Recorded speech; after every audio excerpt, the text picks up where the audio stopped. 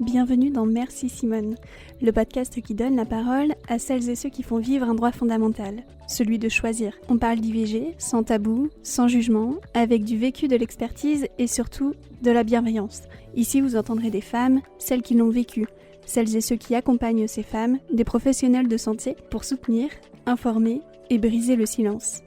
Merci Simone, c'est aussi un hommage à Simone Veil, bien sûr, mais aussi à Simone de Beauvoir, à toutes celles qui se sont battues et qui se battent encore pour que l'IVG reste un droit accessible, sûr et respecté. Bienvenue dans ce nouvel épisode de Merci Simone. Aujourd'hui, dans le cadre du podcaston, nous allons parler d'un mouvement qui a changé la face du militantisme en France, le collectif Nous Toutes. Depuis 2018, ce collectif horizontal et bénévole harcèle le patriarcat à coups de manifestations massives, de décryptage pédagogique et d'une présence numérique indispensable. Mais derrière les hashtags, il y a une réalité plus dure, le shadowban, le mépris gouvernemental et la répression. Alors pour en parler, je reçois Théo, membre du pôle médias et formation de Nous Toutes. Et ensemble, nous allons décortiquer ce qu'est réellement l'intersectionnalité, pourquoi la colère est une émotion politique légitime et comment le collectif s'organise pour que chaque militant et militante garde le pouvoir sur son engagement. Je vous souhaite une bonne écoute. Merci du coup d'avoir accepté l'invitation. Est-ce que je peux te demander de te présenter, peut-être te présenter aussi dans ton rôle au sein du collectif Nous Toutes, pour qu'on puisse savoir qui prend la parole aujourd'hui. Merci beaucoup pour l'invitation.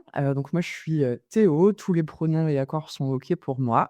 Je fais partie du collectif, Nous Toutes et plus particulièrement du pôle, formation et du pôle médias. On participe à des prises de parole, dans les médias comme c'est le cas aujourd'hui avec, ce super podcast qui est, Merci Simone. Et puis avec le pôle formation, comme son nom l'indique, on organise des formations en ligne qui sont, gratuites, accessibles à tous et voilà et ce depuis, le premier confinement et on espère, continuer encore longtemps jusqu'à ce que le patriarcat n'existe plus donc je pense qu'on a encore, quelques semaines devant nous. Quelques semaines, ouais. Est-ce que pour celles et ceux qui ne connaissent pas, tu peux présenter le collectif, Nous Toutes en quelques mots, sachant que c'est compliqué toujours de résumer, un si gros collectif et avec tous les combats que vous menez, mais j'imagine que tu as l'habitude de le pitcher un peu, donc est-ce que tu peux le résumer, pour celles et ceux qui ne connaissent pas? Alors Nous Toutes, c'est un collectif informel dont les bases ont été posées, fin 2017 donc après, MeToo. Et en 2018, les débuts du collectif, ont commencé à apparaître et depuis maintenant, 2018 Nous Toutes organise, des grandes manifestations autour du 25 novembre. Donc le 25 novembre, c'est la journée de lutte pour l'éradication faite, aux minorités de genre, et aux femmes. Hem, on organise donc, ça, on organise des formations, on prend la parole dans les médias, on a des comptes sur les réseaux sociaux qui sont extrêmement actifs, sur lesquels on fait beaucoup de travail, de pédagogie, d'explication, d'éveil au militantisme aussi, parce que nous tous, c'est une porte d'entrée pour le militantisme féministe pour beaucoup, beaucoup de personnes. C'est aussi, je pense, ce qui contribue à faire notre force et l'ampleur du collectif. Nous toutes, c'est aussi, des comités locaux qui sont un petit peu partout, en France et pas seulement, en France, continentale.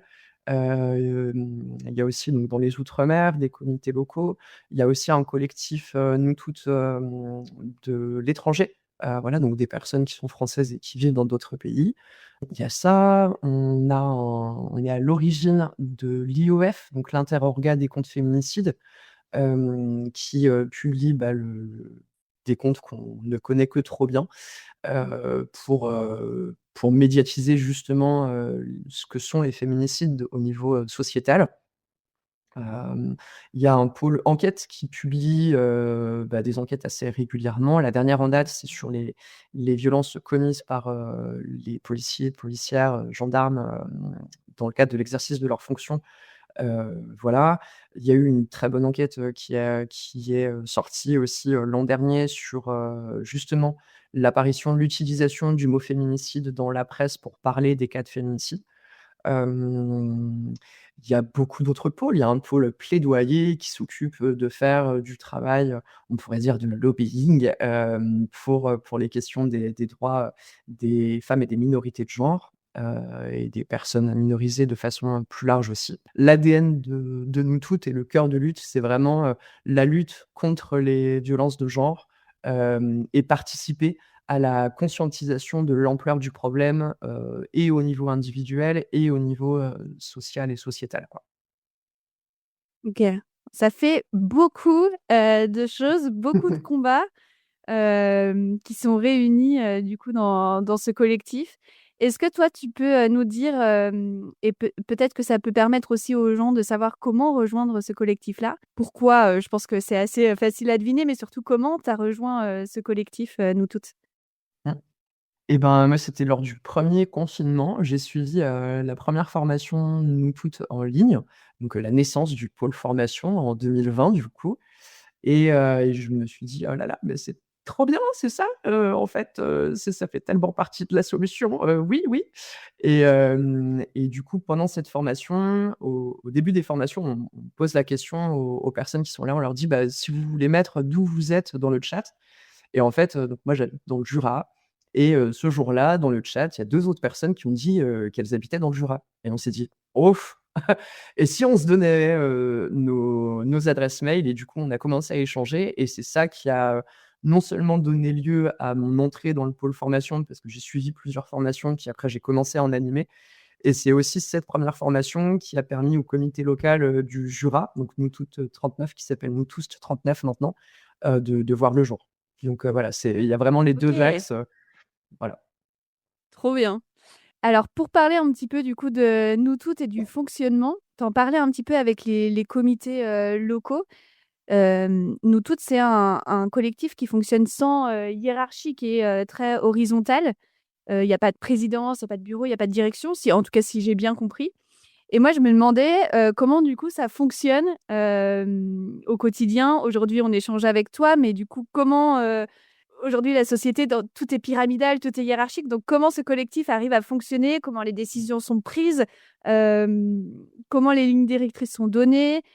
Est-ce que tu peux en parler un petit peu de ce fonctionnement-là, dans ce collectif? Mmh. Il y a, quelque chose d'assez fondamental aujourd'hui à Nous Toutes, c'est le fait que les comités locaux sont «indépendants et souverains» entre guillemets. La seule condition, c'est de respecter la charte de Nous Toutes. La charte de Nous Toutes, bah, elle commence aussi un petit peu à dater. En fait, elle date de 2018, donc ça fait partie des projets de cette année et des chantiers de cette année de, mettre à jour cette charte pour qu'elle corresponde davantage à ce qu'est Nous Toutes, aujourd'hui et à ce qu'on veut que Nous Toutes soit, demain. Donc il y a déjà cet aspect sur les comités locaux et je parlais tout à l'heure de l'organisation en pôle aussi, donc avec différents champs d'action, différents champs, entre énormes guillemets, «d'expertise», aussi. Hem, on fonctionne donc en pôle avec des groupes de référentes, référents de pôle, qui, prennent, bah, une bonne partie de la charge mentale de ce que ça veut dire de faire tourner les réseaux sociaux d'un collectif, à plus de 500 000 abonnés, sur Insta. Qu'est-ce que ça veut dire d'organiser des formations, quasiment, toutes les semaines ou toutes les 2 semaines, en ligne et cetera. Donc dans chaque pôle, il y a un groupe de référentes, référents et au sein de ces référents, référentes, il y a 2 personnes qui font partie de ce qu'on appelle la coordination nationale, qui a pour but de faire fonctionner les pôles ensemble, d'assurer une cohérence, une fluidité de travail et cetera. C'est quelque chose qui est en perpétuel mouvement parce qu'à ses débuts, Nous Toutes avait un fonctionnement assez pyramidal qui était, aussi, très parisiano-centré, ce qui n'est plus le cas aujourd'hui. Dans la coordination nationale, dans les pôles, il y a des gens qui sont, je le disais tout à l'heure, hein, en France continentale, en outre-mer, d'autres qui sont dans des pays étrangers et cetera. Donc c'est en perpétuelle évolution, ce travail d'horizontalisation parce que c'est vraiment, voilà, c'était pas le cas à la base, donc ça demande, bah, un travail de longue haleine et puis d'apprentissage aussi. C'est pas non plus quelque chose, auquel on est forcément encore habitué et là, c'est un «on» général. Tu le Ouais, disais, hein, dans la société, tout est très pyramidal, ouais. donc des fois, quand il y a pas de: «Ah bah oui, mais qui c'est qui décide?» «Ah bah, on ne sait pas, c'est compliqué» ou pour les médias, par exemple, nous, on se on insiste à chaque fois qu'on est dans un média pour dire on n'est pas porte-parole, en fait. Les Ouais. personnes qui prennent la parole dans les médias, c'est juste des personnes qui sont membres du pôle média. Et puis après, on échange entre nous au sein du pôle média pour savoir qui peut prendre telle demande, qui veut prendre telle demande. On travaille ensemble sur les éléments de langage, sur les éventuelles expériences qu'on a eues d'interview ou d'intervention dans les médias sur tel ou tel sujet. Et donc, il y a un travail de co-construction. Et c'est peut-être ça aussi qui fait partie vraiment du cœur de nous toutes, c'est l'envie de faire ensemble. Donc c'est Ensemble, ouais. toujours perfectible et c'est aussi ce qui fait partie des évolutions. C'est que, c'est un travail je l'ai dit, hein, de longue haleine et c'est quelque chose qui continue à s'apprendre. Si un jour, il y a un collectif qui nous dit: «Eh ben, nous, ça y est, on est purement horizontal et tout bien fonctionne comme ça». Bon, le fait de pas se remettre en question, c'est assez problématique. Je Ouais. pense que, à nous toutes, on a cette capacité de remise en question et c'est ça, en fait, être woke, je crois. C'est se remettre en question. Donc oui, Comment ça? Tu veux dire que woke n'est pas une insulte?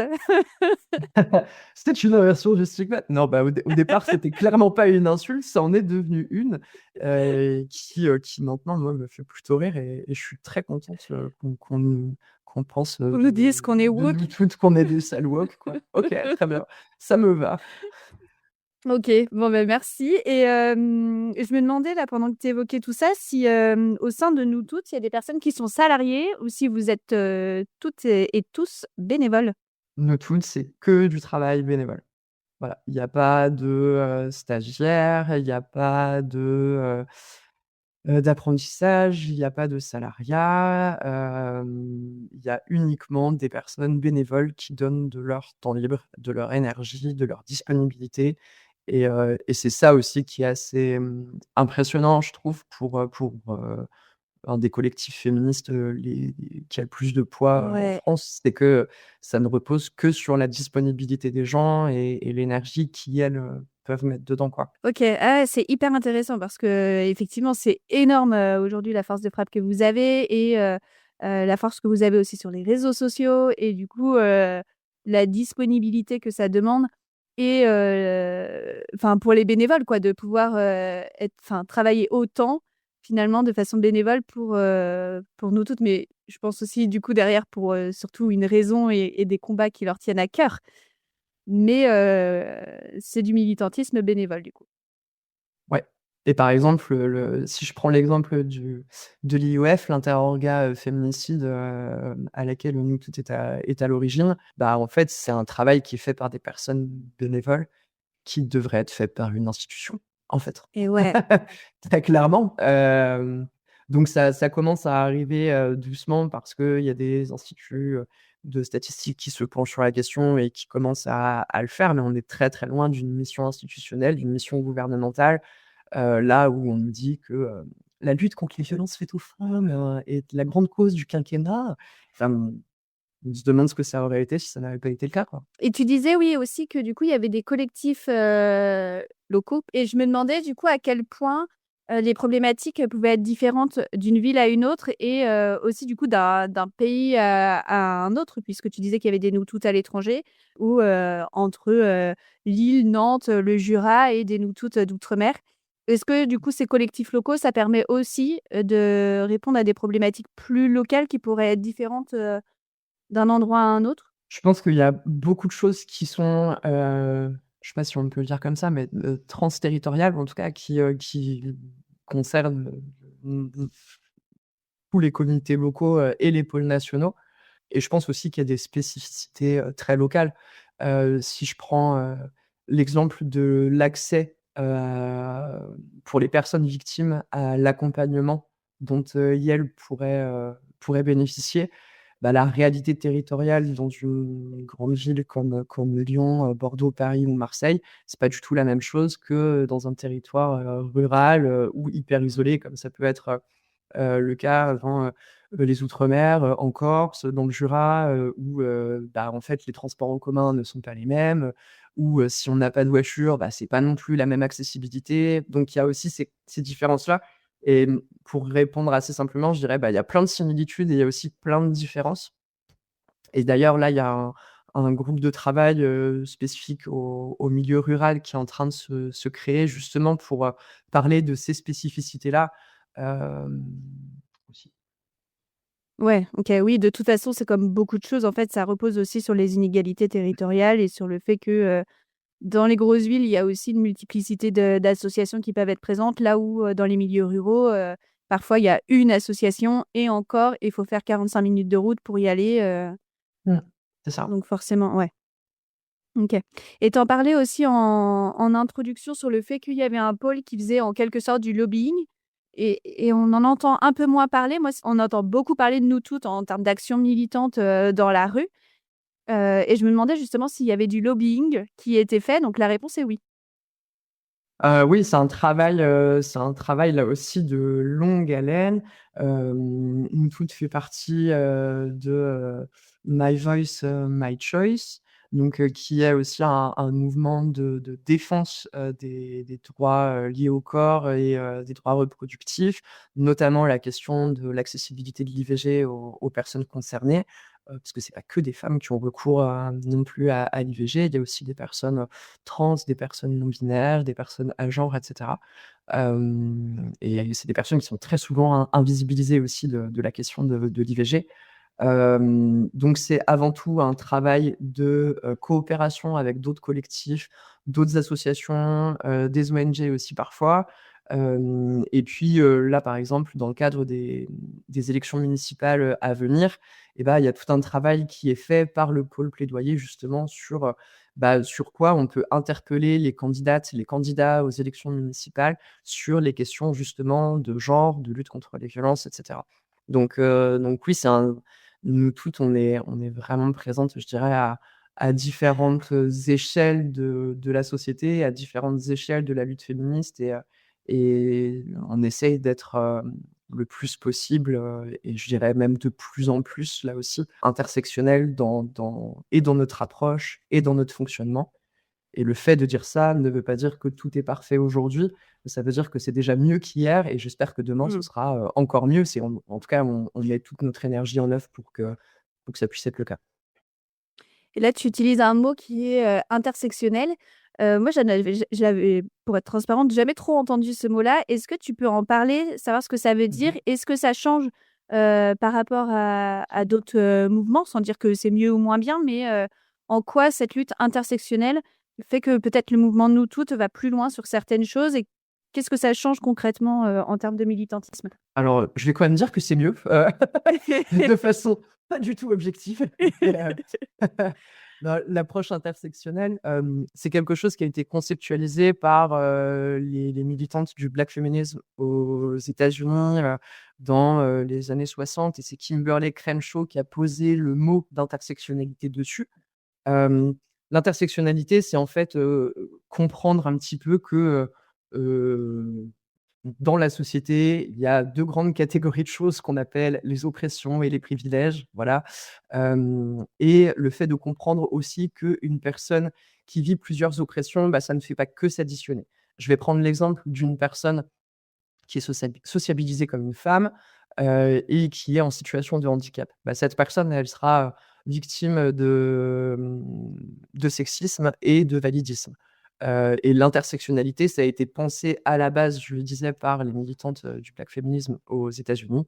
Donc la clé d'entrée vraiment vers l'intersectionnalité, ça a été de comprendre l'articulation entre le sexisme et le racisme et le fait de comprendre que, le racisme que vit une femme, qui est noire n'est pas le même racisme que vit un homme qui est noir, n'est pas le même racisme que vit, une femme, asiatique, Mmh. et Mmh. cetera, et cetera. Donc c'est aussi comprendre les différences, en fait, dans les grandes classes sociales qu'on pourrait utiliser comme clé de lecture et comprendre que les oppressions ne font pas que s'additionner, mais qu'elles ont aussi un peu un effet cocktail. Là, si on prend l'exemple du racisme et du sexisme, il y a un thème qu'on entend un petit peu, de plus en plus, je dirais, depuis quelques années, notamment grâce à Aya Nakamura, qui est le terme de misogynoir. Donc qui est ce mélange de misogynie et de racisme et qui est une forme d'oppression que vivent spécifiquement les femmes noires parce qu'elles sont femmes et parce qu'elles sont noires. Ouais, on en a eu un bon exemple, moi, je trouve, dans la pop culture. peut-être qu'on va s'éloigner un peu, mais peut-être que ça va parler à des personnes. Dans Love is Blind France, avec une femme noire, j'ai plus son prénom en tête, mais alors pour le coup, elle était femme, elle était noire, et à la fin, c'était la sorcière. C'était les mots qui étaient utilisés du, du show Love is Blind France, alors qu'en fait, la vraie problématique, c'était l'homme en face, et elle était très grande, et je te vois ouvrir grand les yeux. T'as pas suivi ce Non, truc? non, non, je suis Franchement, content j'ai trouvé d'être ça. assise. Ouais, ouais, c'était très problématique, et je trouve que c'est un très bon exemple de la pop culture sur ça, parce que c'était un sujet que moi j'évoquais avec mon copain en lui disant: «Est-ce que tu penses que, c'est parce qu'elle est femme? Est-ce que tu penses que c'est parce qu'elle est noire?» Et en fait, là, le côté voilà, c'est ça, je te vois faire les 2. C'est Et les ouais, en 2. fait, et du coup, c'est ça l'intersectionnalité, c'est de se dire, elle est femme, elle est noire, et du coup, les 2 ensemble, c'est un cocktail combo, et à la fin, en plus, on vient rajouter des préjugés par-dessus. Donc, il y avait un mélange entre hystérie, sorcière, Mmh. et tout ça fait que du coup, ça fait un mélange combo. Et l'intersectionnalité, du coup, c'est de se dire, c'est la lutte pour toutes ces minorités, de genre qui font qu'à un moment donné, ensemble, c'est encore pire que, juste, une minorité, quoi. Et c'est là où, où je pense que le féminisme qu'on qualifie d'intersectionnel, c'est à mon sens une clé de lecture beaucoup plus proche de la réalité du monde dans lequel on vit et de la société dans laquelle on vit. C'est prendre en compte aussi les autres oppressions que celles qui sont directement liées au genre. C'est, prendre en compte, bah, la l'oppression que vivent les enfants par les adultes. Le fait qu'on vive dans un monde pensé par et pour les adultes, on le voit très bien avec l'actualité, les wagons sans enfants de la SNCF, alors qu'il y a d'autres pays où au contraire on fait des wagons pour enfants avec des jeux et cetera. Bah non, en France, on se dit que: «Ouah, ceux qui font du bruit, c'est quand même les moins de 12 ans, quoi». Alors que qui n'a jamais été dérangé, dans le TGV par, Jean Roger, 60 ans, au téléphone, Ouais. pour sa réunion du board, de sa boîte du CAC 40, quoi. Mmh. Donc nous toutes, du coup, c'est aussi ça. C'est, enfin moi, je me disais que ça faisait quand même partie de votre ADN, cette vision, intersectionnelle, de pouvoir, lutter contre, tout type de violence, et de parler justement de ça, de se dire que c'était, pas limité, au sexisme, mais que derrière, il y avait d'autres types de violences qui se cumulaient. Ouais et je pense, je le disais tout à l'heure aussi, c'est que, bah, en fait, on avance aussi, hein, voilà, Nous Toutes a vu le jour en 2018. Aujourd'hui, on est en 2026. Il y a plein de choses sur lesquelles, au début, Nous Toutes n'avaient pas de positionnement clair et des qui sont aujourd'hui des sujets sur lesquels on a une position claire.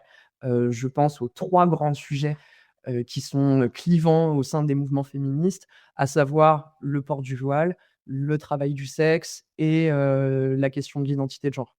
Au début, l'ADN de nous toutes, c'était de parler au plus grand nombre possible et donc ça avait été un choix qui avait été, fait de façon consciente ou inconsciente.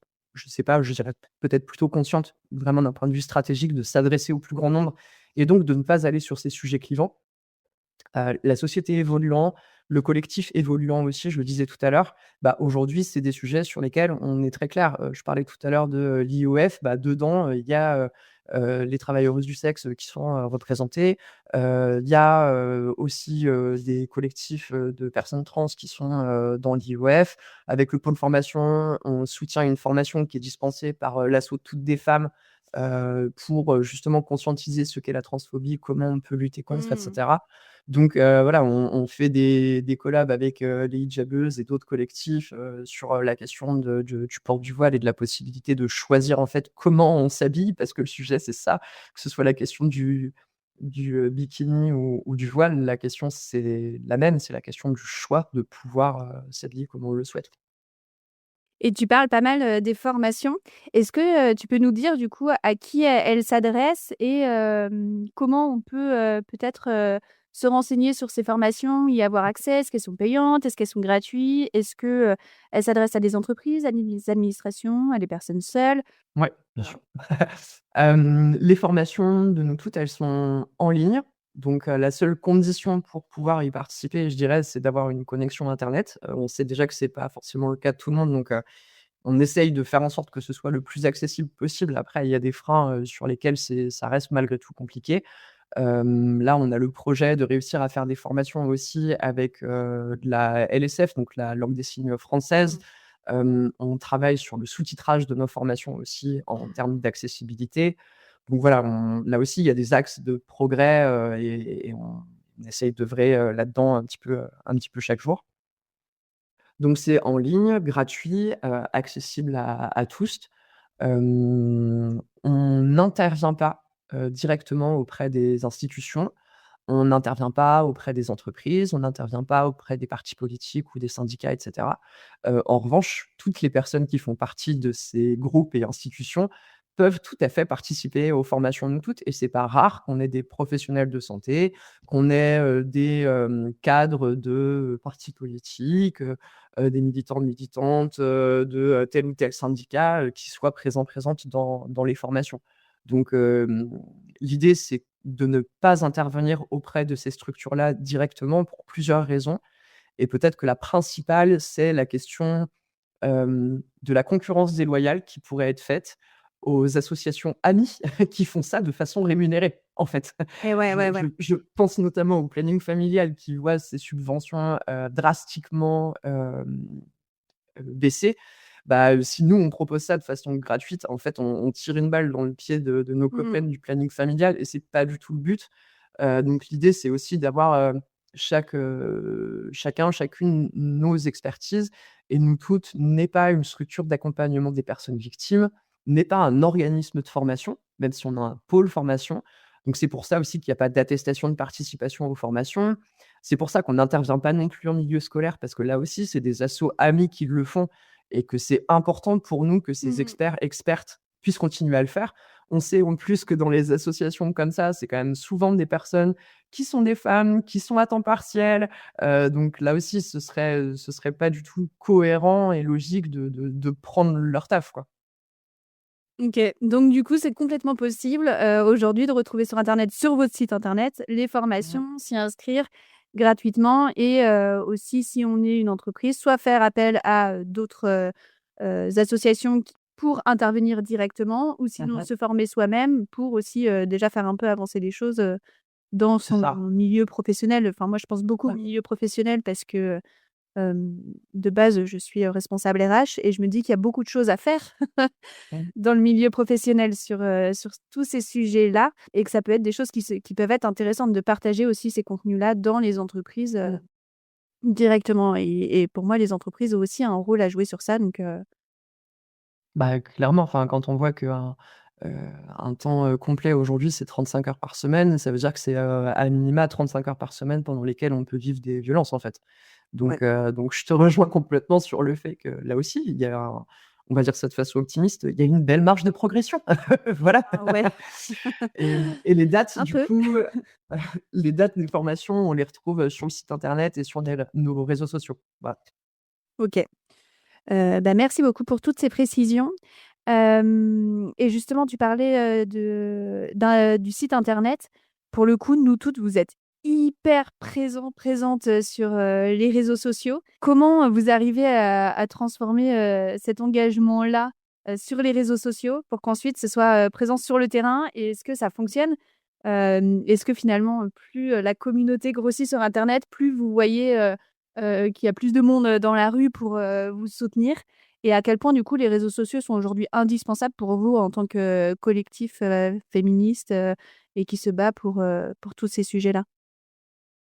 Bah, les réseaux sociaux, j'ai envie de dire, c'est un outil aujourd'hui, comme un autre, en fait, un outil de communication, qui est essentiel quand on veut parler à des gens, en fait. Et tout à l'heure, je disais qu'il y avait un peu 2 axes. L'axe, national avec le fonctionnement en pôle où, une des principales vitrines, très clairement, c'est nos réseaux sociaux et le site Ouais. internet. Et l'axe local avec les comités locaux qui, pour beaucoup, ont leurs propres réseaux sociaux, et leurs propres actions de terrain, tout ça. Je trouve ça hyper intéressant et s'il y en a qui sont curieux ou curieuses, d'aller voir, les collectifs locaux, Mmh. de leur, département, n'hésitez pas à aller voir. Moi, je suis d'origine vendéenne et j'ai eu, le plaisir de voir qu'il y avait un Nous Toutes Vendée, Ce qui est moi, je critique toujours mon département sur, les avancées sociales, mais j'étais trop contente de voir qu'il y avait un collectif Vendée, qui existait, un collectif Nous Toutes en Vendée qui existait, donc n'hésitez pas à aller voir au-delà de ce que fait le Nous Toutes, national, bien sûr, ce Mmh. qui existe, au niveau plus local, parce que parfois on peut se sentir aussi plus concerné par ce qui se passe directement à côté de chez nous, donc ça permet d'aller voir ce qui se passe, Et très concrètement à côté. et moi, ce que je trouve chouette aussi avec cette double possibilité, d'investissement, enfin de mettre son temps plutôt de façon numérique ou de mettre son temps plutôt de façon, physique, c'est, là aussi une question d'accessibilité, en fait. Il y a des personnes pour qui travailler, bah, voilà, faire une réu Zoom, faire, des visios sur Discord, faire des documents partagés et cetera, ça va être extrêmement compliqué et très inconfortable et en Mmh. fait, bah, c'est peut-être des personnes, s'il y a un comité local à côté de chez elles, bah, elles seront plus à même, d'y aller. Il y a une page du coup sur le site internet de Nous Toutes qui, répertorie les différents comités locaux qui existent, sur lesquels on peut trouver les coordonnées pour contacter les comités locaux et dire: «Eh coucou, j'aimerais bien vous rejoindre», tout ça. Que ce soit en Vendée ou ailleurs. Et à la Je suis fois, chauvine, hein, j'aime bien mon département, hein, s'il y a des vendeurs qui m'écoutent, le fait de permettre aussi de le faire, que de façon distancielle et bah, c'est aussi parfois beaucoup plus, pratique pour d'autres personnes qui, ont des journées déjà, super bien remplies et où le seul Mmh. moment où elles auront du temps pour, bosser sur un document partagé, je dis n'importe quoi, mais pour préparer des éléments de langage pour une interview par exemple et bah, ce sera peut-être le soir entre, 22:30 et 23:45 et que du coup, bah, ça on est quand même plutôt contente que ça puisse être fait, depuis son canapé, à plutôt distance, que, ouais. dans un local, quoi. Est-ce que vous êtes la cible de beaucoup, enfin, sur les réseaux sociaux, moi qui parle, d'avortement, je Meta ne m'aime pas. Et du coup, j'ai une question plus large. Est-ce que vous êtes, la cible d'invisibilisation? Est-ce que vous vous rendez compte que parfois vous êtes invisibilisés? Ou, la cible de raids numériques, massifs, de personnes, heu, malveillantes, d'extrême droite, de connards, quoi? Alors, clairement, c'est un sujet en tout cas, auquel on s'intéresse de plus en plus, la question parce qu'en fait, pour moi, la question subsidiaire derrière ça, c'est la question de la sécurité des militantes et des Et ouais. militants, nous toutes. Jusqu'à il y a pas si longtemps, la majorité de nos échanges se faisaient sur WhatsApp. Hem et donc, bah, en termes de sécurité, c'est vraiment pas génial, quoi. Il y a l'accessibilité au numéro de téléphone, Mmh. donc très problématique en termes de protection des données et cetera. Outre le fait que, Meta, on peut quand même se poser énormément de questions sur le bien fondé d'utiliser ces outils. Aujourd'hui, on est encore sur Instagram parce que, bah, parce qu'en fait, oui, c'est là où on a le plus de personnes qui nous suivent, mais bon, Oui, il avec, y a une force de frappe la de toute façon grâce à Instagram qui ouais, c'est compliqué comme sujet effectivement de se dire ouais. qu'on cautionne pas et pour autant on est présent et en même temps Mmh. c'est grâce à ça aussi qu'on peut être plus visible. Et oui, donc c'est ouais, c'est derrière vraiment la question, je pense, de la sécurité et de comment est-ce qu'on peut préserver, et comment on peut, aider les militantes, militants à être le plus, serein, sereine possible dans un monde qui ne l'est pas Mmh. et encore plus avec la montée, du fascisme dont le masculinisme est un des bras armés, quoi. Ouais, et donc du coup, est-ce qu'aujourd'hui vous avez des solutions ou est-ce que c'est des réflexions que vous avez, au quotidien en ce moment en se disant: «Comment on peut faire mieux sur ça?» Bah, déjà en termes de raids, ce qui a pu, se passer, c'est des raids de commentaires sur les réseaux sociaux. Là, il y a une équipe qui s'occupe de la modération des commentaires et de la réponse, aux commentaires sur nos réseaux. Ça fait partie des tâches qui sont éprouvantes parce que Ouais. autant, lire, plein de messages de love, c'est trop cool, autant lire, plein de messages, d'insultes, c'est hardcore, quoi. Donc ouais, j'en profite pour, passer un big up à la team, de la trame qui fait un travail acharné tous les jours et qui est pas un travail, évident et je parle bien de travail, heu, voilà. Ouais. C'est pas parce qu'on n'est pas payé pour le faire que c'est pas un travail, voilà.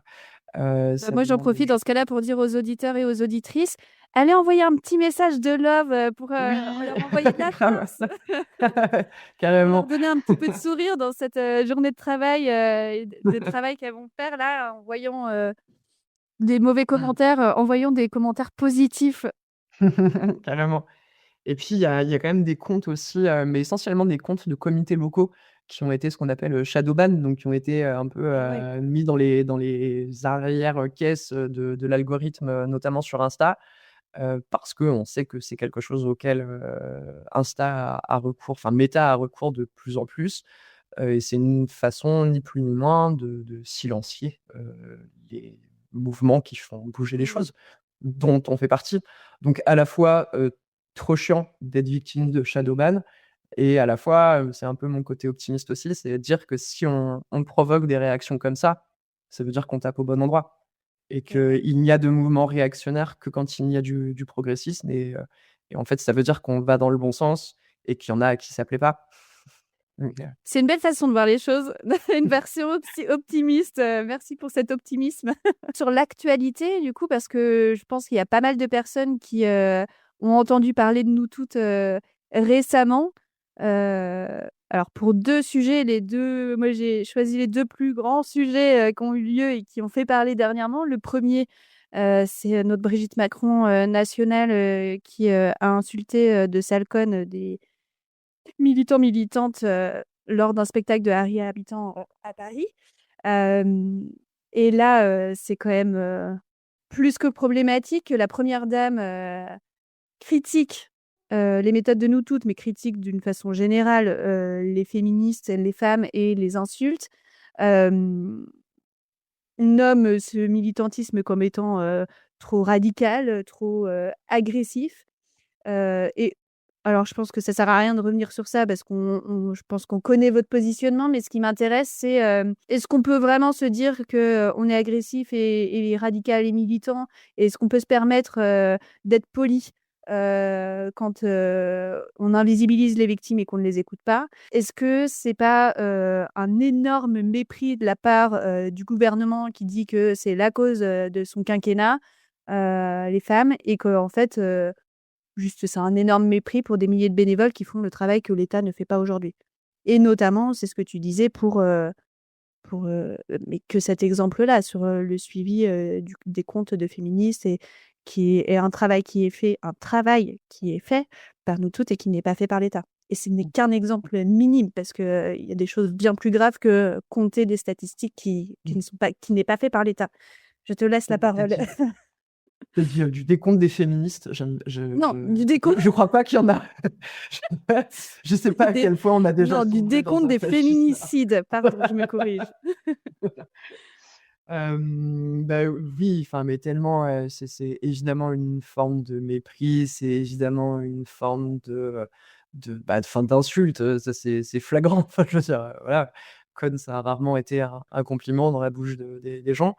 Même si nous, du coup, on a pris, le parti pris de faire ce qu'on appelle, une inversion du stigmate, en fait. «Ah OK, Mmh. vous dites qu'on est des sales connes? Bah ouais, en fait, on est des sales cons et des sales connes et vous savez quoi? On en est même plutôt, fiers, en fait». C'est aussi une façon de faire un pied de nez, en fait, aux puissants et aux puissantes de ce monde qui se croient dans l'impunité et qui le sont pour une bonne partie.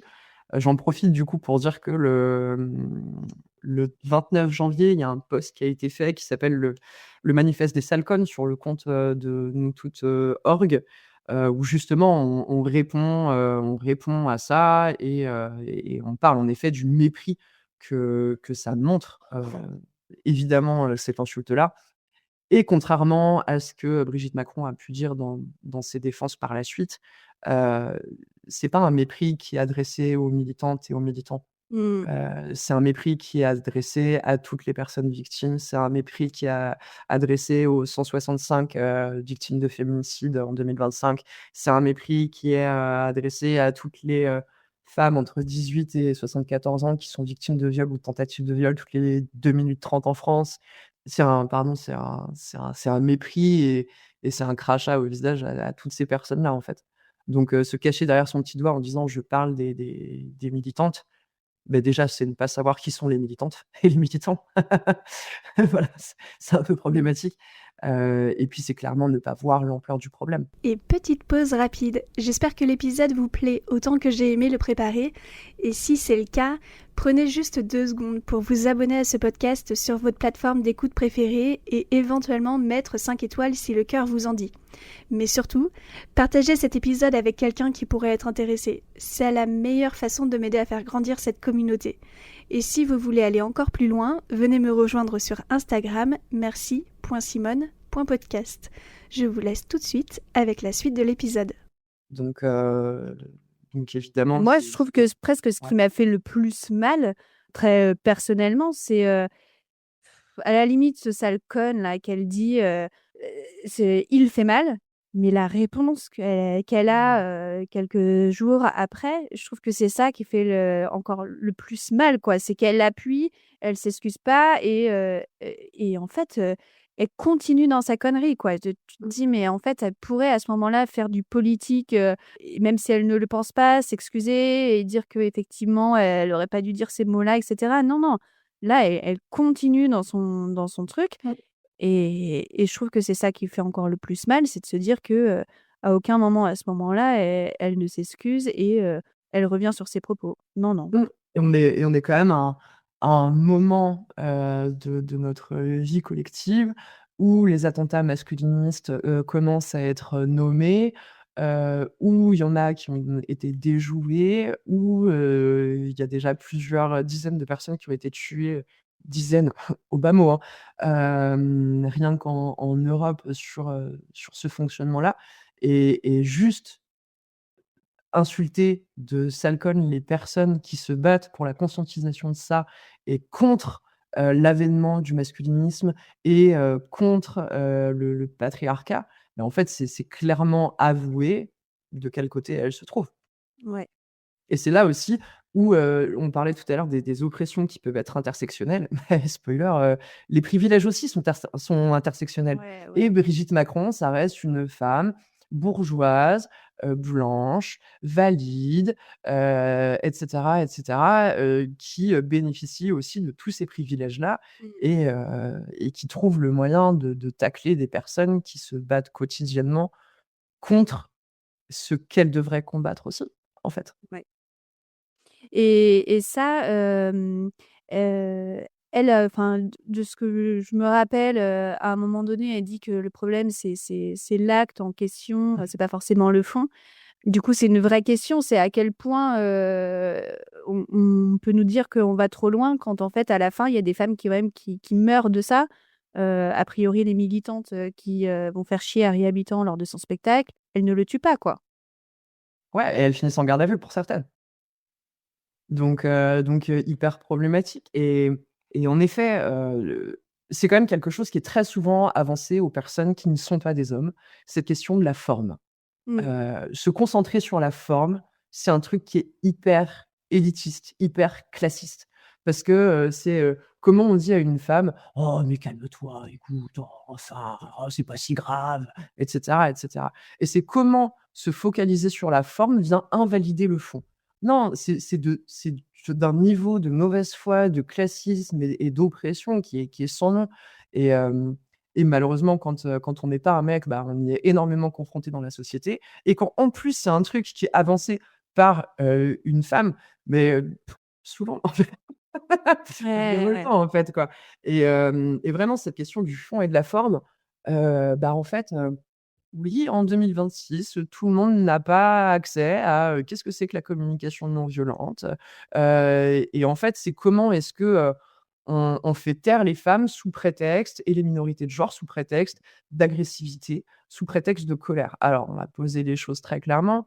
La colère, c'est une émotion. Tout le monde a le droit d'être en colère, en fait. Et j'estime que quand il y a, un viol, une tentative de viol toutes les 2 minutes 30 en France, sur une femme de 18 à 64 ans, j'estime qu'on peut être en colère, en fait. J'estime Oui, que, c'est ça, c'est qu'au-delà d'avoir accès, à la communication non violente, est-ce que sur ces sujets-là, on a vraiment envie d'avoir une communication non violente? Peut-être qu'à un moment bah donné, on a aussi envie d'être en colère, et quoi, et d'avoir le droit de dire les choses comme elles sont.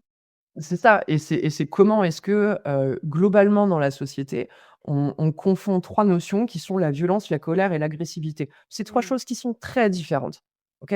La violence, elle est liée à des comportements. La colère, c'est une émotion et l'agressivité, c'est une forme d'expression. Se concentrer sur la forme, encore une fois, c'est une façon extrêmement, problématique de balayer le fond, en fait. Oui, Mmh. si une personne me crie dessus, bah, ouais, ça va peut-être me tendre, évidemment. Évidemment, mais c'est pas pour ça que ce qu'il ou elle est en train de dire est faux. Et c'est extrêmement classiste de penser le contraire. Donc le classisme, voilà, c'est cette idée que, enfin, c'est la discrimination des personnes en fonction de leur classe sociale. Et heu mais ça rejoint les débats qu'il y a eu dans l'actualité, enfin les faux débats qu'il y a eu dans l'actualité, sur, par exemple, l'affrication. Le fait, de dire: «Ces gens chi», voilà, ce genre de choses. Ça aussi: «Ah ouais, mais ça fait pas sérieux de parler comme ça», et cetera, et cetera. Tout ça, c'est un mélange de, classisme, de glottophobie, le fait de penser que la seule façon de parler bien, c'est de parler comme on l'apprend, en cours en primaire. Bah, non, en fait, les personnes qui ont un accent marseillais peuvent être tout aussi sérieuses que des personnes qui, ont un accent, ch'ti, que des personnes qui n'ont pas d'accent entre énormes guillemets, donc qui parlent Ouais. à la parisienne. Et enfin voilà, c'est là aussi, on est vraiment dans un exemple d'intersectionnalité et de comment bizarrement c'est le fond, toujours des mêmes interlocutrices, qui est balayé, en fait. Et là aussi, Ouais. c'est intéressant de remarquer ça quand même. On nous dit très souvent, enfin c'est quelque chose qu'on entend beaucoup, «Ah mais quand même, ces pauvres hommes qui sont accusés, qui voient leur vie détruite, leur avenir professionnel, et cetera». OK, on regarde combien il y a de personnes accusées de violences sexuelles, dans l'hémicycle, au gouvernement, dans les cercles de pouvoir des entreprises, et cetera, et cetera. On a plutôt l'impression, à nous toutes, que, les personnes qui sont, ostracisées, pardon, de la société, c'est clairement les personnes qui parlent, en fait, c'est les victimes. Harry Habitant, son spectacle, il continue de le tourner sans problème. Et il y a même l'épouse d'Emmanuel Macron, madame Brigitte Macron, qui vient le voir et qui lui apporte son soutien. Donc j'ai l'impression que ça va. Elle a eu le soutien de qui, la personne qui a porté plainte? Bah, des militantes féministes qui se font insulter de sale code. Ouais. Donc Et en puis il y a aussi, plus, on continue de donner la parole à Harry Habitant ou je crois que le truc qui aurait pu me faire vomir, c'est quand, je le vois, dire que pardonner. il l'excuse et qu'il la pardonne. Ouais, non, mais là, enfin vraiment, pour moi, ça a dépassé tout entendement, quoi. Vraiment, ça m'a donné envie de vomir et je me suis dit: «Mais putain, la victime qui entend ça, quoi, enfin, c'est pas possible» et on le laisse dire ça, quoi. Et on Et l'applaudit en disant: ouais. «Waouh, quand même, hein, et il est pas rancunier, c'est chouette. Oh là là, vraiment, quel homme déconstruit. Mmh.» C'est enfin, ouais, c'est girbant, quoi. On sait que, je crois que pour les cas de viol, le chiffre qui est sorti l'an dernier, c'est 94 de classement sans suite. 94. Le viol, c'est le crime qui est le plus impuni, parce que, parce que plein de raisons, en fait. Parce que les personnes, ne peuvent pas toujours aller porter plainte, d'accord? Parce que les personnes ne peuvent pas toujours parler, parce que les personnes ont peur de l'accueil qui sera fait aussi au commissariat ou à la gendarmerie aussi, hein. Depuis novembre, là, il y a une nouvelle formation à nous toutes qui parle de victimisation secondaire et de psychotraumatisme, qui a été faite, pardon, en collab avec un collectif, de psychoéducation féministe composé de psy, chercheuses en neurosciences, et cetera, et où justement on montre aussi toutes ces questions liées à la victimisation secondaire qui expliquent en partie pourquoi les personnes ne peuvent pas parler.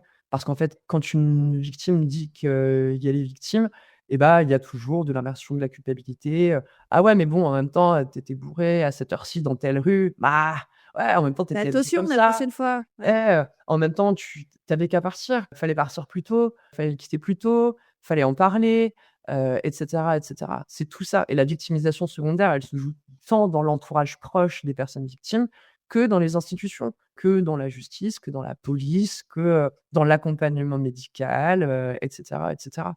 Et donc, 94 de classement sans suite, si ça ne pointe pas un dysfonctionnement, sociétal et judiciaire, je sais pas ce que ça pointe. Mais en tout cas, nous toutes, on est assez, d'accord pour dire que ça ne peut pas rester comme ça.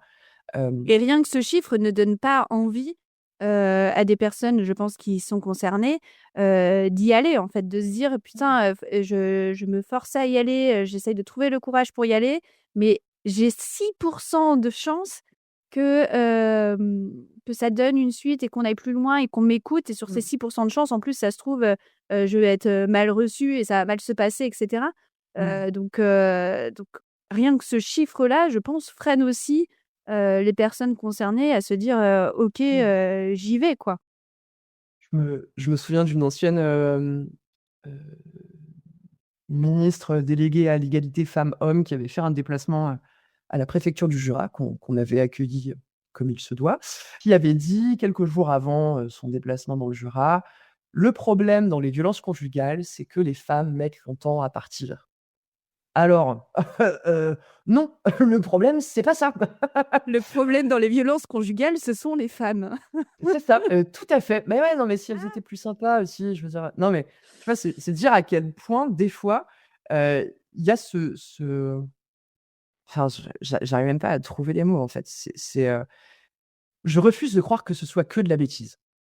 Je pense qu'il y a un truc évidemment de déni, d'incompréhension, de non-renseignement, d'ignorance vraiment qui se joue là-dedans aussi et heu et en fait, non, le problème dans les violences, c'est pas les victimes, en fait.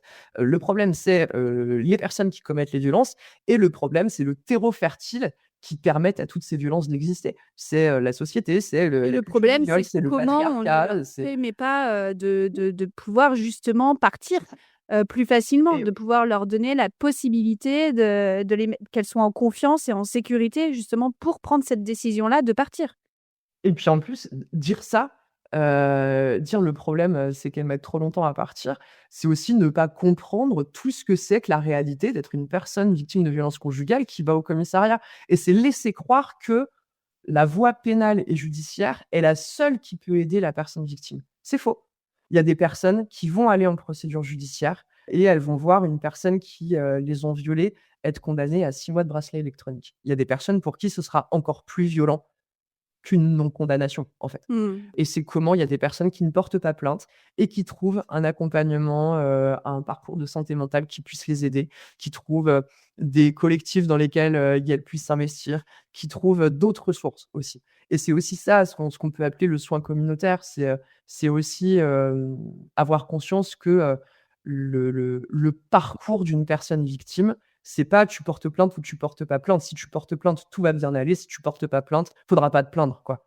Ben non, la réalité matérielle du monde dans lequel, on vit aujourd'hui, c'est pas celle-ci. Et je parle là aussi d'un point de vue, très, enfin très situé qui est, aujourd'hui, en France, voilà, je parle, même pas de ce qui peut se passer dans d'autres pays, quoi. Et je trouve que ça fait le lien, justement, le côté, se dire 94 des viols sont classés, sans suite. Je trouve que ça fait le lien avec, alors mon cheminement est celui-ci, c'est que récemment, il s'est passé des choses à Lille et on va en reparler. Des militantes, ont été, mises en garde à vue et en fait, moi, je me dis: «Mais comment on peut, d'un côté, demander aux policiers de mieux accueillir des victimes, de d'être formés sur ces sujets-là et en même temps, ce sont, ces mêmes forces de l'ordre qui, ont un pouvoir arbitraire sur, ces militantes-là».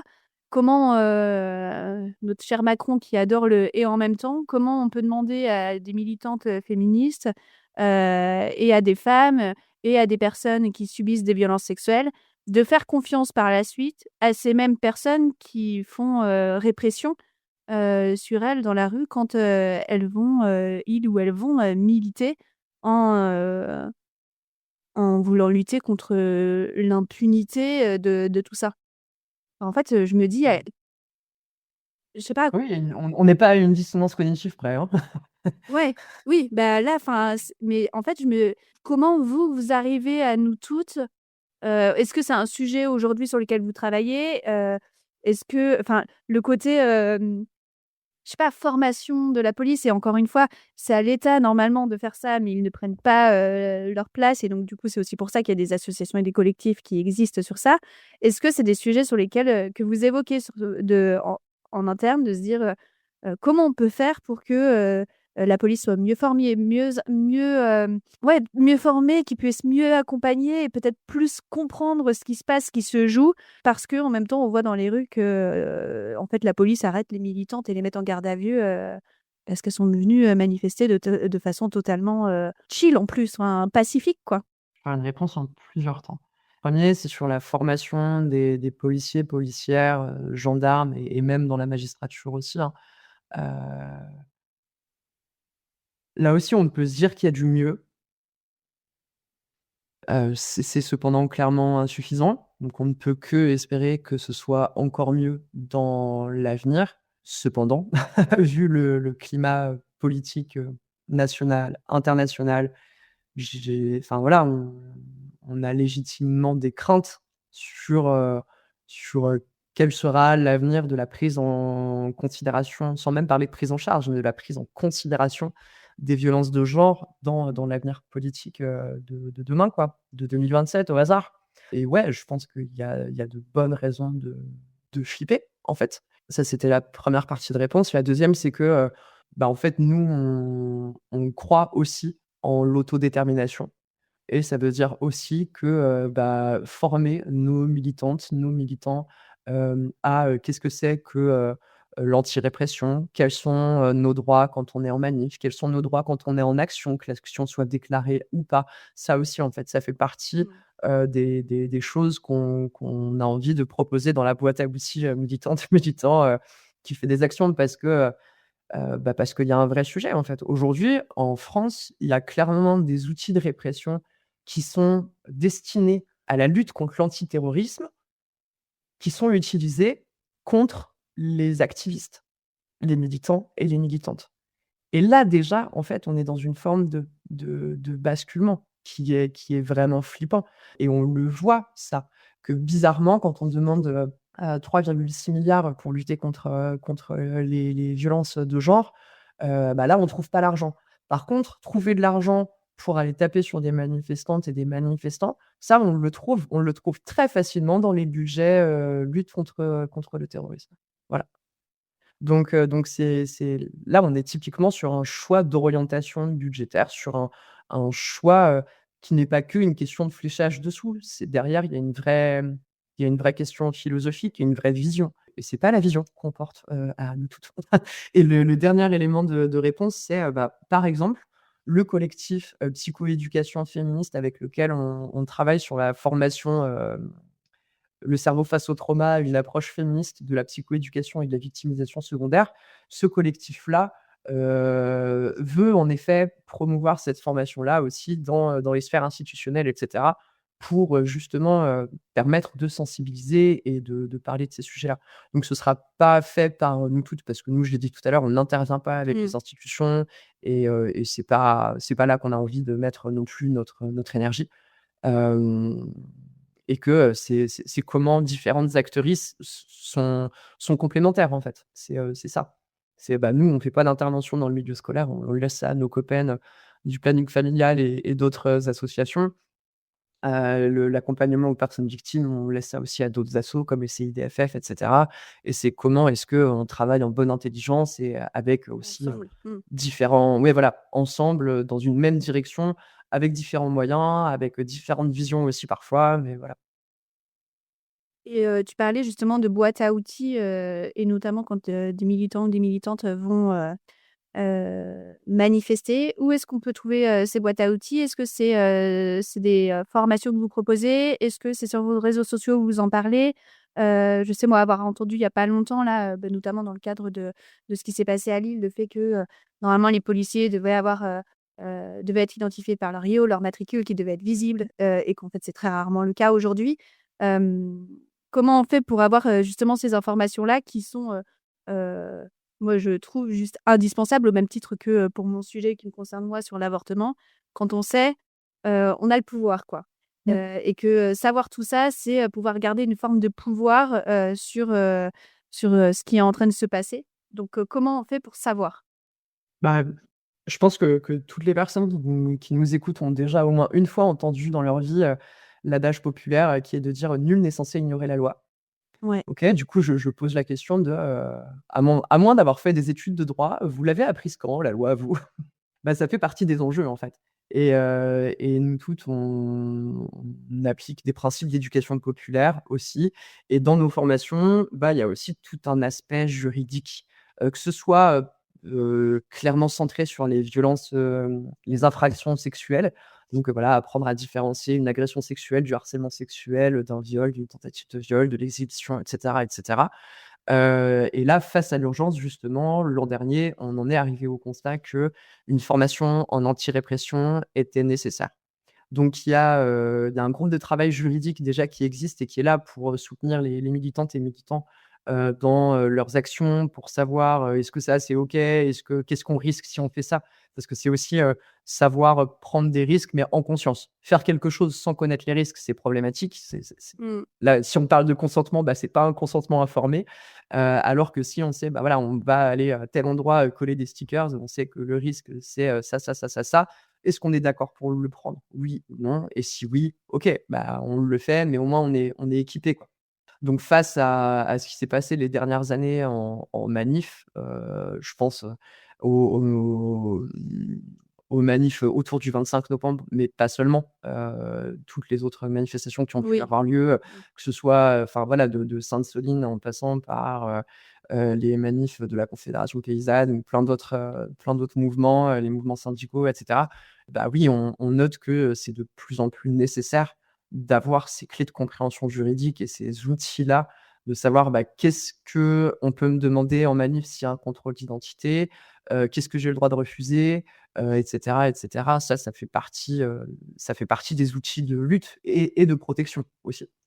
Ouais, du coup, c'est une façon aussi pour nous tous de protéger les, militants, militantes, que Mmh. de transmettre aussi, ces informations-là et ce Mmh. savoir-là, ouais, pour qu'elles soient, protégées. Enfin, c'est une des actions qui Ouais. permet de se dire, «Vous savez ce que vous risquez et si on vous fait faire ça, vous savez ce qui est possible, pas Mmh. possible, ce qui est légal, pas légal aussi». Et est-ce que Et dans le mouvement, dans le collectif Nous Toutes, il y a, des avocats ou des avocates qui sont là aussi pour, aider, des éventuels, militants, militantes qui sont, en garde à vue? Est-ce qu'il y a, un, i un truc un peu plus juridique, construit, au cas où, s'il y a besoin de venir i en aide, Il y a ce groupe de travail juridique qui peut être, support et qui peut orienter vers des avocats, avocates, OK. spécialisés, mais on n'a pas de base arrière juridique, à proprement parler. Par contre, il y a certains comités locaux qui disposent de dispositifs comme ceux-ci, qui disposent de bases arrière juridiques, qui disposent de coordonnées,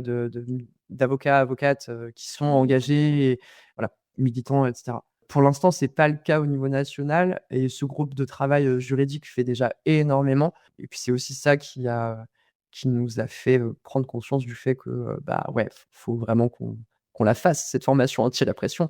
Donc, voilà, c'est dans les dossiers, pour 2026. Ça fait Ouais. partie des projets de cette année.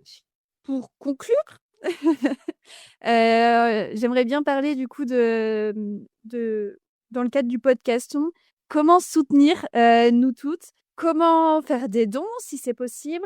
Comment, devenir militant, militante? Qu'est-ce qu'on peut faire si on entend cet épisode et qu'on se dit, «J'ai envie de rejoindre ce collectif»? Bah, il y a, 2 façons déjà, principales de pouvoir s'engager. Il y a, la façon, j'allais dire, locale, c'est-à-dire, bah, en fait, contacter votre comité local. Donc sur le site, noustoutes.org, il y a une page où vous pouvez retrouver tous les comités locaux de France et de Navarre qui sont, listés. Ça, c'est une première possibilité. La deuxième possibilité, c'est d'écrire à contact@noustoutes.org et de dire, «Eh coucou, je voudrais rejoindre un pôle, je suis bien intéressé pour bosser sur, les questions de plaidoyer, les médias, les formations, les réseaux sociaux, les revendications». Enfin voilà, on peut imaginer plein, plein de choses. Donc, dire, peut-être ce qui vous intéresse parce que ça fait aussi un peu partie, de ce qu'on essaye de faire à nous toutes, c'est de faire au maximum des trucs qui nous font kiffer quand même, aussi. C'est-à-dire que, bah, il y a des choses, des fois, ça doit être fait, ça doit être fait. C'est pas forcément très Ouais. palpitant, mais il faut le faire quand même. Mais dans la mesure du possible, s'engager là où ça a plus de sens et où c'est le plus kiffant pour nous, ça rend aussi l'engagement plus sympa, en fait, aussi. Donc il y a cette possibilité-là. Il y a la possibilité de soutenir, financièrement. Donc là aussi, ça peut être soit au niveau national en faisant un don sur, Hello Asso. Vous avez le lien, sur nos réseaux sociaux et sur, le site. Ça peut être aussi faire un don à vos comités locaux. Il y en a qui sont montés en association, loi 1901, il y en a qui sont pas montés en association. Donc là, c'est voir directement avec, le comité local le plus près de chez vous, qu'est-ce qui est possible de faire.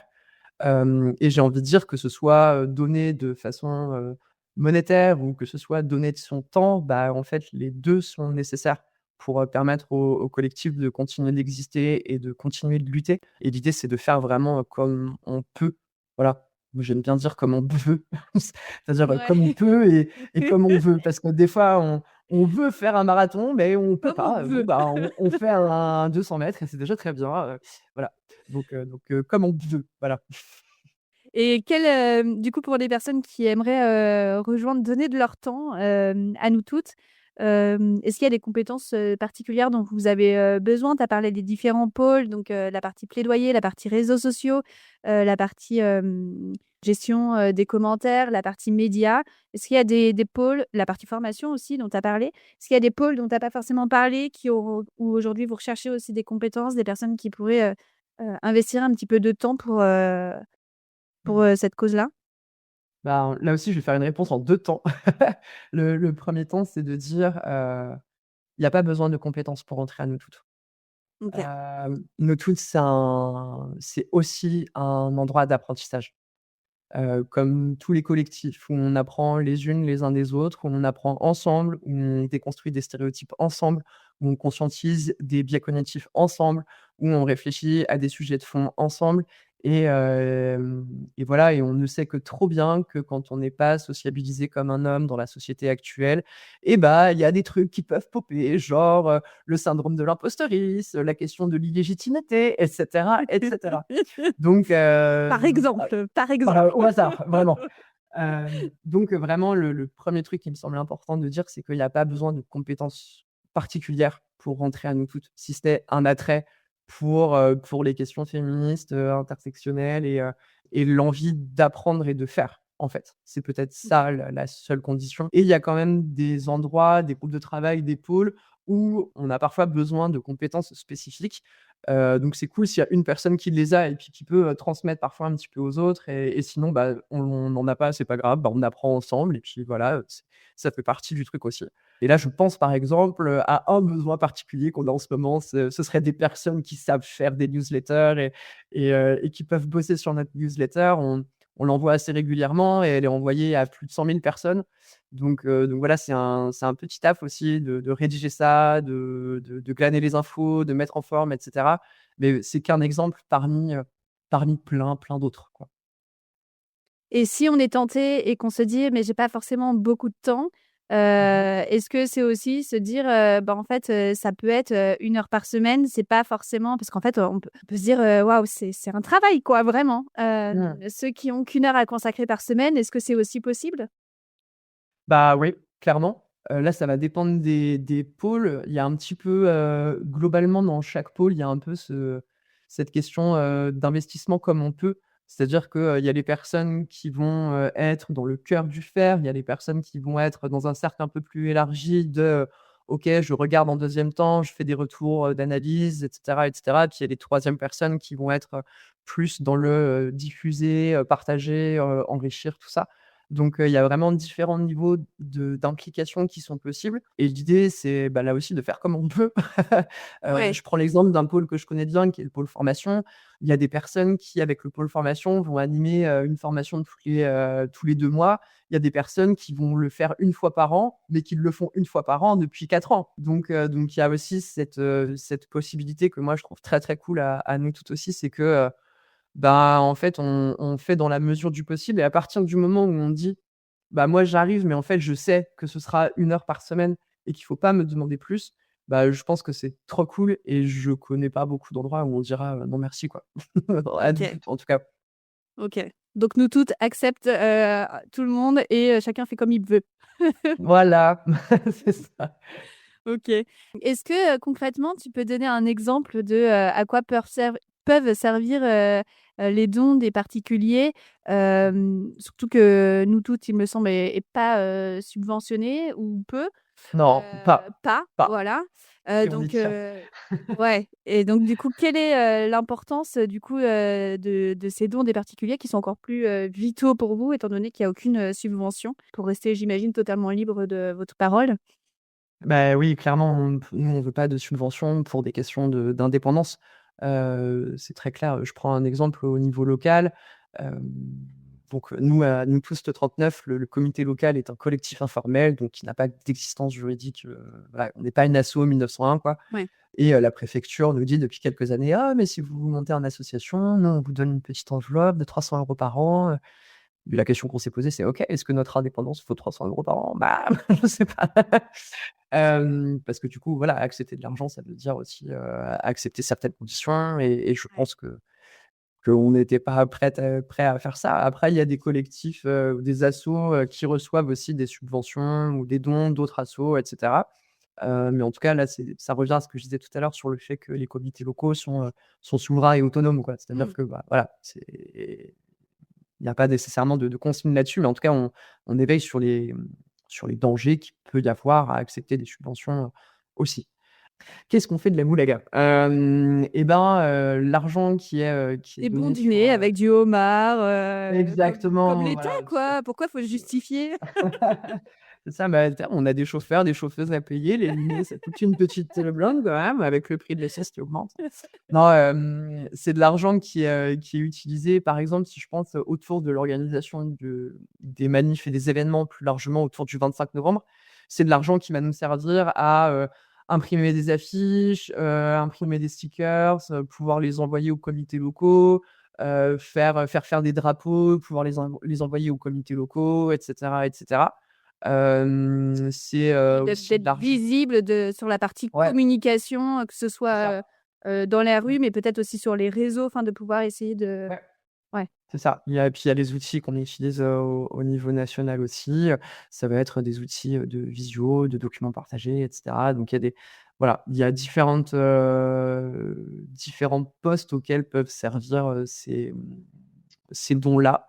Et puis, si vraiment vous voulez faire des dons au niveau, local, je le disais tout à l'heure, ça peut être des dons en temps, ça peut être des dons monétaires, mais ça peut être aussi des fois des dons en matériel, quoi. Ça peut être, je sais pas, j'ai 25 stylos-billes, est-ce que ça vous intéresse? En vrai, des fois, pour des ateliers, pour des arpentages, pour des trucs, ça peut être hyper utile aussi. Ça peut être des cartons pour faire des pancartes. Enfin, voilà. Des fois, il y a vraiment du matos qu'on soupçonne pas qui peut être utile aussi. Et puis, c'est comment, bah, voilà, ça nous permet de valoriser, aussi des cartons qui seraient partis, à la déchetite. Ouais. Nous, on est trop contents, ça nous fait des super pancartes. Voilà, quoi. Donc, Oui, donc ça là, c'est aussi aller voir, les collectifs locaux éventuellement pour leur demander s'ils ont besoin de choses matérielles, qui peuvent être peut-être apportées, aussi, facilement, ouais. C'est ça, ça peut être, des draps pour faire des banderoles, ça peut être, Mmh. de la peinture, enfin, on peut vraiment imaginer, plein de choses aussi, quoi. Donc il y a plein de façons de pouvoir, s'engager et d'aider, nous toutes. Bah oui, bah oui. Et puis il y a un truc dont j'ai pas parlé aussi, on a pas mal parlé des réseaux sociaux, mais en vrai, partager les publications de nous toutes, en story ou sur vos réseaux, c'est aussi une façon d'aider le collectif, très clairement. Parce que, le but, c'est que, la parole soit diffusée, que les infos soient diffusées et faire ça, bah, c'est déjà, Ouais. aider et militer, aussi, quoi. Ouais, rendre visibles les messages, de nous toutes sur les réseaux, quels qu'ils soient, c'est Mmh. déjà, participer, et s'engager. Surtout quand on le disait, au début de notre échange que, Meta invisibilise, ce Bah type oui. de contenu, ça permet de le rendre, un peu plus, visible. C'est nous toutes féminin, mais du coup, tu disais il y a des nous toutes qui existent. Quelle est la place, ou quelle peut être la place des hommes, dans ce collectif? Est-ce que c'est alors, je connais la réponse, mais je la pose aussi pour eux. Est-ce que, c'est, un collectif dédié uniquement aux femmes ou est-ce que, tout le monde y a sa place? Et est-ce que du coup tout le monde est accepté dans ce collectif? Nous Toutes n'est pas un collectif qui fonctionne mixité choisie. Par contre, il y a des missions qui où on se dispensera, de la force des hommes cis. Voilà. Par exemple, dans la prise de parole, dans les médias, et ben, voilà, plus que ce soit des hommes cis qui prennent la parole. Dans l'animation aux formations aussi, il n'y a pas d'hommes cis qui animent. Donc hommes cis, peut-être je vais préciser, c'est les hommes cisgenres. Une personne cisgenre, c'est le contraire de transgenre. Si vous êtes un peu calé en géographie ouais. ou juste en actualité, la Transjordanie, la Cisjordanie, voilà, ça veut dire du côté du Jourdain ou de l'autre côté du Jourdain. Donc une personne cis, c'est une personne qui naît avec un pénis et qui dit moi je suis un homme, bah, c'est un homme cis. Une personne qui dit moi je suis une femme et qui est née avec une vulve, c'est une femme cis. Voilà. Euh, le collectif est ouvert à tous. Il y a cependant des missions, en effet, qui sont réservées aux personnes qui ne sont pas des hommes cis. Voilà, et il y a des missions où clairement on est contente d'avoir de la main-d'œuvre, quelles que soient les personnes. Je pense à des tâches qui demandent beaucoup de temps et qui sont pas forcément les plus valorisées aussi. Ça pose la question de la posture d'allié. Ça va être le sous-titrage des vidéos, ça va être de classer des photos. Enfin voilà, on peut imaginer plein de choses comme ça où là, clairement, toutes les bonnes volontés sont prises. Et puis ça dépend. Donc là, j'ai répondu au niveau national. Et dans les comités locaux, bah, ça peut dépendre des comités locaux. Il peut y avoir des réunions qui sont en mixité choisie. Il peut y avoir ça. Mais c'est un collectif qui est ouvert à tous. Qu'on soit femme, homme, trans, cis, non-binaire, agenre, xénogenre, voilà. L'idée, c'est que tout le monde puisse trouver sa place. Et la question de la posture d'allié, bah, c'est comment est-ce que aussi, par exemple, dans la coordination nationale, on ne prend pas d'hommes cis, par exemple. Parce que bah, voilà, si on la posture d'allié, c'est comment est-ce qu'on peut aider et ne pas faire à la place d'eux. Voilà. Et j'imagine une question de visibilité aussi, c'est-à-dire que, en tant que collectif où on parle d'intersectionnalité et ou de visibilité et d'invisibilité, de personnes, qui sont minoritaires, l'objectif, c'est de peut-être pas aussi de visibiliser des personnes qui le sont déjà, à outrance et au contraire de C'est ça. permettre justement de pas prendre cette place-là aux personnes qui sont invisibilisées. Donc si du coup vous êtes un homme cis et que vous êtes intéressé par ces combats et que vous souhaitez être un allié, il y a plein de choses qui peuvent être faites. Vous ne serez pas forcément visibilisé, mais j'imagine, en tout cas, j'espère que c'est pas votre souhait. Mais du coup, tu donnais un exemple, ça peut être notamment la transcription Le des sous-titrage, vidéos, ouais, le voilà. sous-titrage, etc. Donc il y a plein de choses qui peuvent être faites. Et encore une fois aussi, de partager le contenu. Tout à fait. Et rien que ça déjà, c'est déjà beaucoup de relayer le message. C'est aussi important parce que ce soit notre souhait ou pas, en tout cas, c'est factuel. Quand c'est un homme qui va partager les publications de nous toutes, bah, ses potes vont peut-être un peu plus réagir que si c'est la meuf du gars en question, quoi. Voilà. Ouais. Donc c'est aussi ça la posture d'allié, c'est bah, en fait, mettre au service d'une cause et d'un combat les privilèges dont on peut jouir. C'est aussi ça. Et ça veut pas dire penser à la place d'eux, faire à la place d'eux, mais c'est, voilà, c'est aider, c'est contribuer et c'est pas prendre la place. OK. Et puis, si, il y a des personnes qui veulent lutter contre les violences faites aux hommes, il y a d'autres collectifs qui s'occupent de ça et voilà, et qui seront très contents d'avoir des bras supplémentaires. Mais à nous toutes, le cœur de lutte, c'est les violences de genre et les violences sexistes et sexuelles.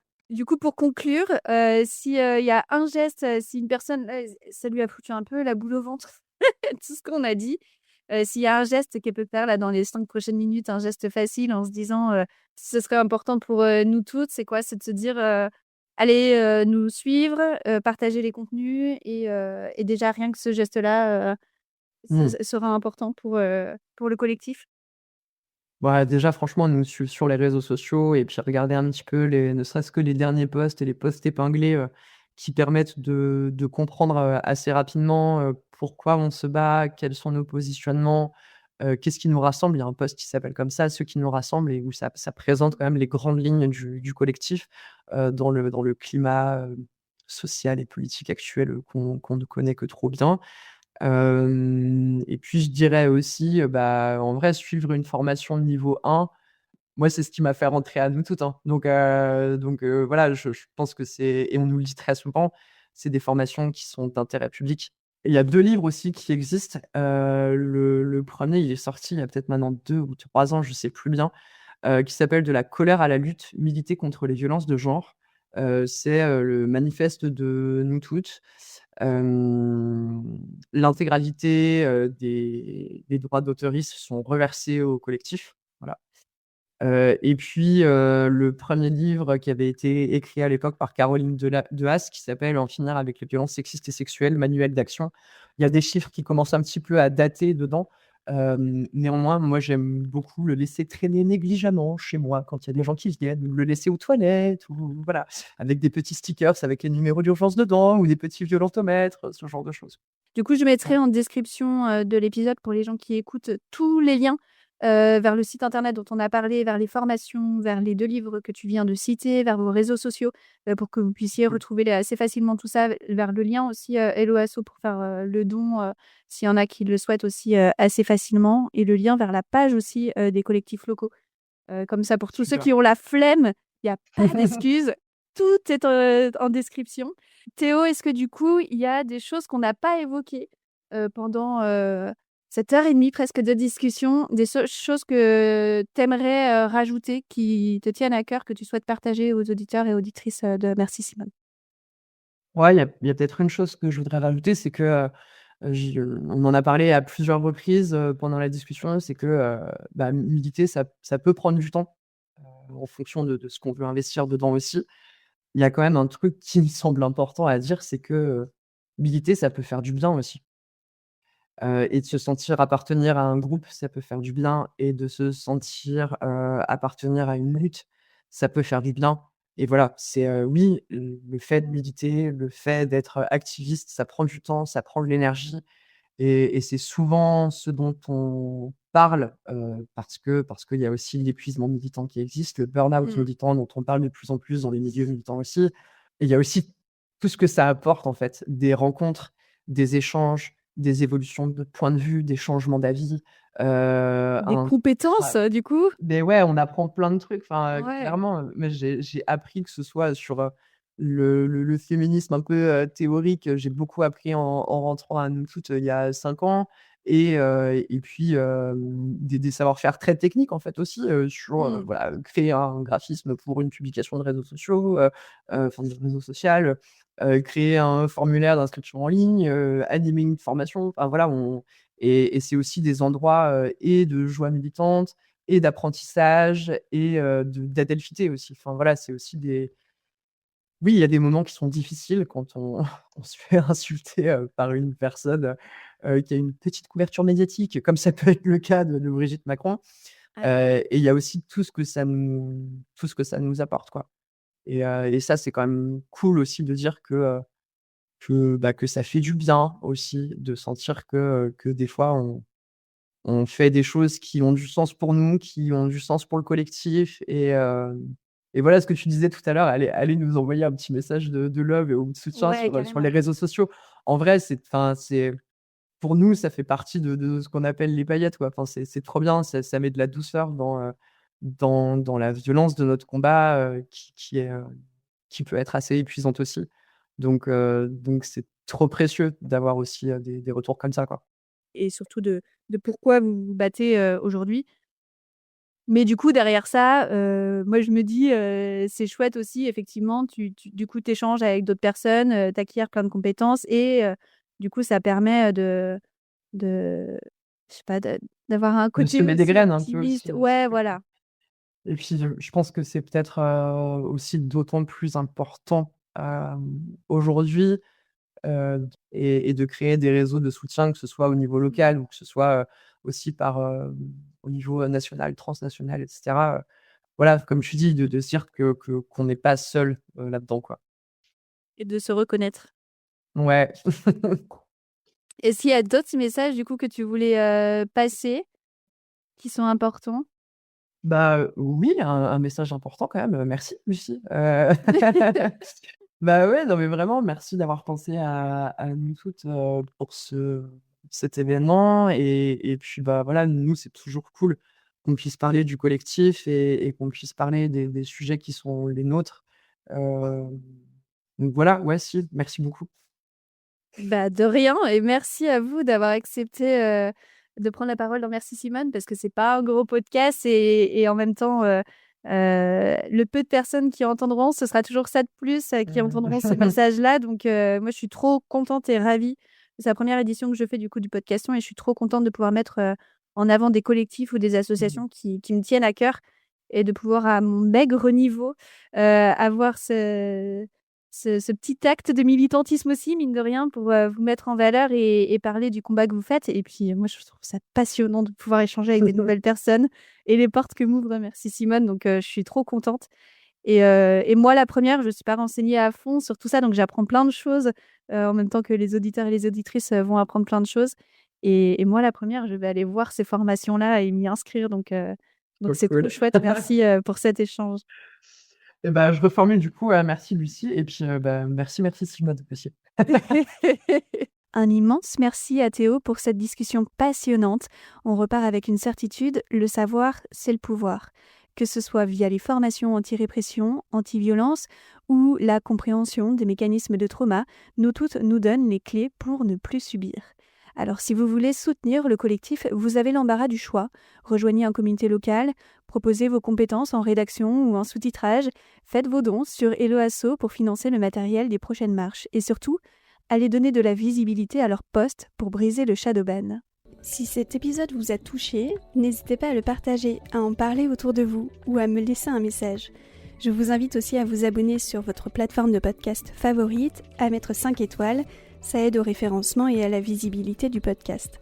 Si vous souhaitez avoir plus de contenu, vous pouvez vous abonner à ma page Instagram merci.simone.podcast.